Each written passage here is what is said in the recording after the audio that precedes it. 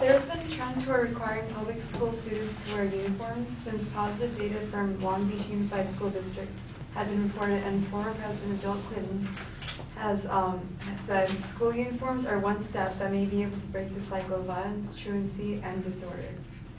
My main claim is that uniforms in schools have a significant positive effect on public schools.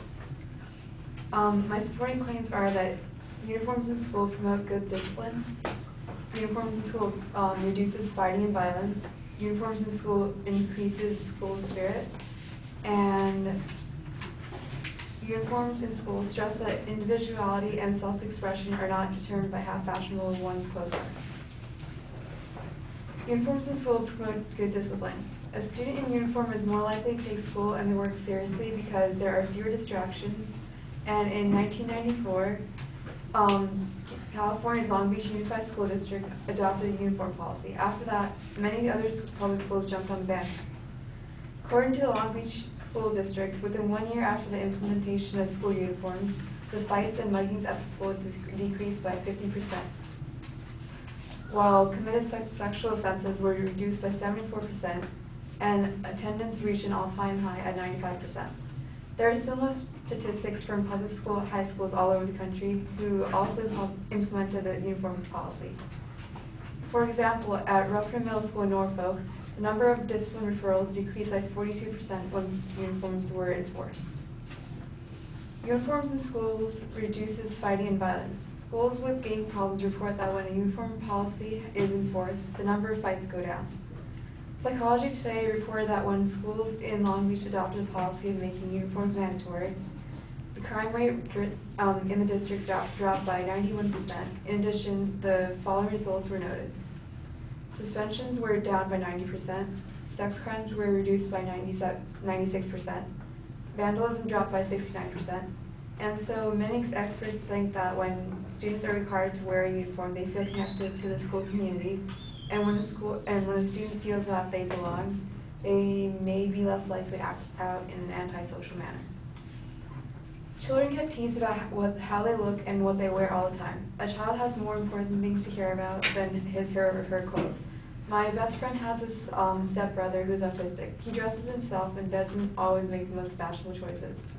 Like, he'd wear orange sweats with like a purple jacket or something. But when I was over at her house one day, he came home crying and saying that he didn't have any friends and people didn't like him because he was funny looking.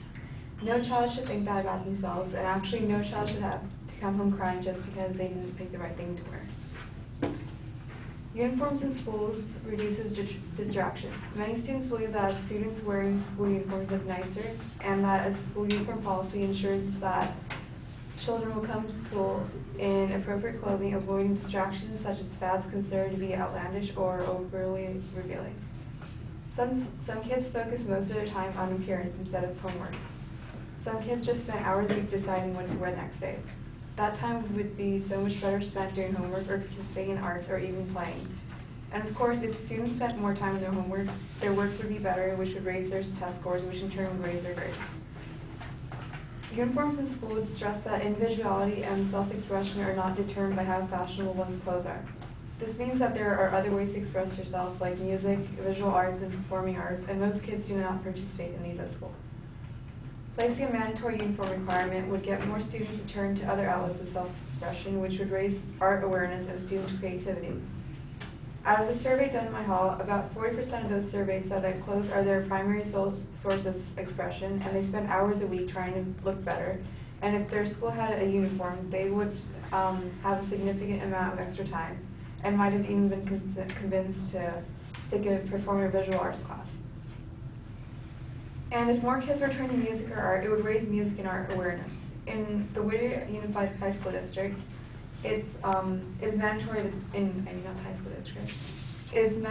that children in grades below 6 wear uniforms, and just about 70% of these children are in band required and are involved in other activities involving art. After the 7th grade, participation in these activities drops significantly each year, and most teachers at the district think that there's a correlation between how much children focus on their clothes and declining participation in extracurricular activities. Uniforms in schools promote school spirit. When everyone in the school wears the same thing, there's inevitably a sense of unity. There is no question that school uniforms can instill a feeling of school spirit, school pride, and social acceptance. When compared to designer clothes and name brand basketball shoes, school uniforms can also be a cost-effective solution to wear. Surely if this is an appealing benefit to those families that find it difficult, if not impossible, to afford such luxury.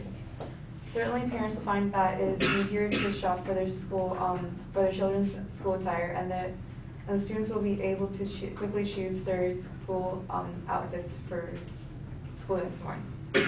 In conclusion, no one's saying that implementing this policy will replace having good teachers and smaller class sizes, but if this policy is implemented, it just makes for a better learning environment.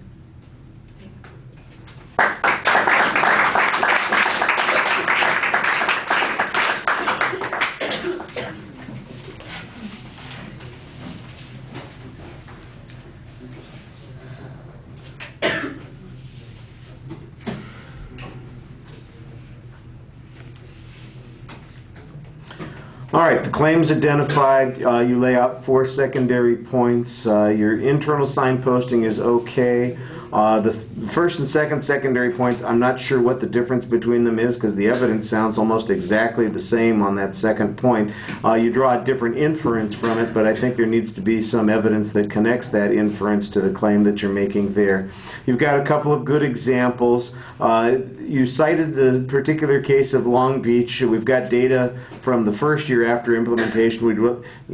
That would make it 1995 or maybe even 1996, which is still 14 years ago, so we need some updated information. The Whittier information that you have on the last point, I think, is better than your own personal survey that you're utilizing, but we don't get a date citation on that, so I think that's a little bit problematic. On the presentation, it's a little dry, primarily because you're doing an awful lot of reading and less talking to us than we would prefer.